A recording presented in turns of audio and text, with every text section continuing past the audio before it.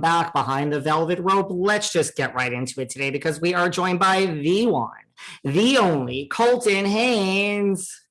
Hello, what's up, everybody? How is that for your introduction today? That was it boosted my spirits, so thank you. Yeah. What is going on? You were just saying it's really warm in LA today. Well, luckily it's not as warm as it got. The last couple weeks were wild, but yeah, I'm still like I just got back from Australia, and so someone asked me earlier. They were like, "You're in LA," and I genuinely had this moment where I was like, "Wait, am I?" Because I've been traveling. This has like been a year of travel for me, which I'm not used to, especially after being at home for 2 years in the pandemic. But yeah, I'm the weather is nice right now, but I'm traveling again in 2 days, so who knows? Well, it's a year of travel because you have a lot going on. But first off, I need to say, congratulations on the Swindler Seduction, October 22nd at 8 p.m. on Lifetime. Yeah, I'm excited. Congratulations. Thank you. I'm so happy that I got to do it. So I mean, I watched the whole thing, for everyone who, doesn't know, it's about, twin brothers that are basically romantic con artists and, charm women and get them to fall for them and then yeah. basically rob them of lots of money. hmm How did this part come to you? This was so originally we were supposed to film this movie while I was filming the Teen Wolf movie. And so there was like a couple dates that didn't work out.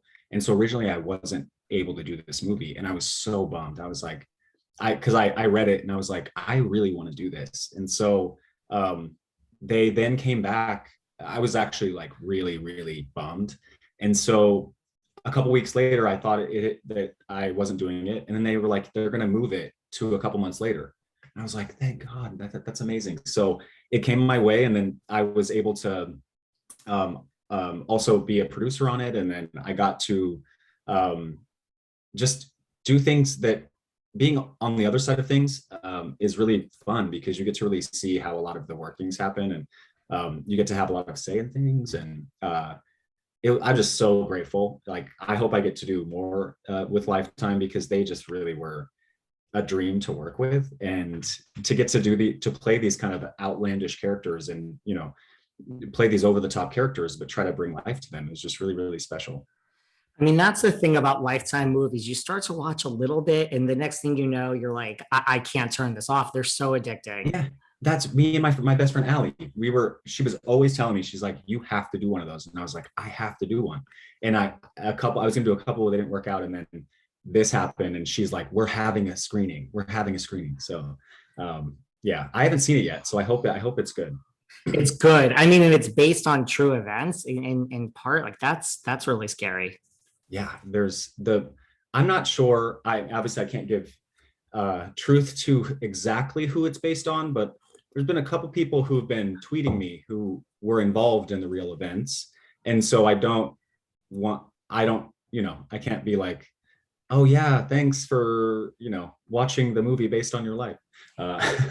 So Did you learn anything, from this? Like, look, we've had like the Tinder Swindler on Netflix, like Dirty John was on Bravo. Like, it's just so shocking to me, like even in the beginning of this movie, Swindler Seduction, when he's like, oh, I forgot my wallet, I forgot my keys, I just bought you a car that'll arrive in a few weeks, which, we're never going to see a few weeks from now.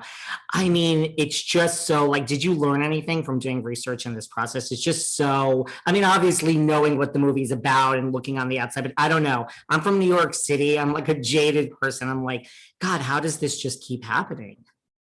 I think I relate to it on many levels because I am a very trusting person. I think, and I am the kind of king of building very intense concrete walls now, because I've been such a trusting person that I tend to, and also it can happen to a lot of people if you're kind of a yes person. If like, if you feel bad by saying no and you don't have boundaries, something I've been trying to work on just in my personal life is boundaries. Because yeah, if someone when he tells Louisa, or when he shows her how much he really cares about her, it's almost hard to not accept those gifts. And it's also, you think that if you haven't really been in true like love before, you're like, oh, is this what love's like? This feels great. And then you're like, oh my gosh, this person just took me for everything. And so, yeah, I think it happens to a lot of people. And that's why I think there's so many stories that are being told about these kind of, these swindler situations, because, but for this movie, it's really a moment of empowerment as well. Cause like at the end, she really takes the situation that happened to her and she's like, I guess I can tease that they I'm not sure if it's in the trailer, but she has a beautiful gift that she had with her pregnancy, and so she looks at it and has a beautiful experience with it, but also then turns it around and is like, I'm going to help other people, and I think that was just such a great thing in the movie. Yeah, that was a good like little bow, the way it was all wrapped up, and no judgment, because this does happen over and over. It's just like as you're watching, you're like, oh my gosh. Did you do anything in particular, like, because you are playing twins in this movie, so that must have been a different challenge. That was weird because I loved the I was working with another actor, and so it kind of hit me the other day. I was like, wait, when I watch the movie, it's not going to be with that actor. It's going to be with me playing the other person. And so the characters they don't look too different. Mitch kind of sometimes has different hair and then has glasses, but by keeping the characters very similar, I think that brings the audience more on Luisa's side, because they're also like shit, is that Steve? Is that Mitch? And I think that makes it a lot more exciting. But for me to do it, I would just forget sometimes. I'd be like, oh yeah, I have to be mean this time. Why am I being nice? And so to keep that kind of straight was interesting and really fun to do in a very short amount of time, because we only shoot these in 3 weeks. So, wow.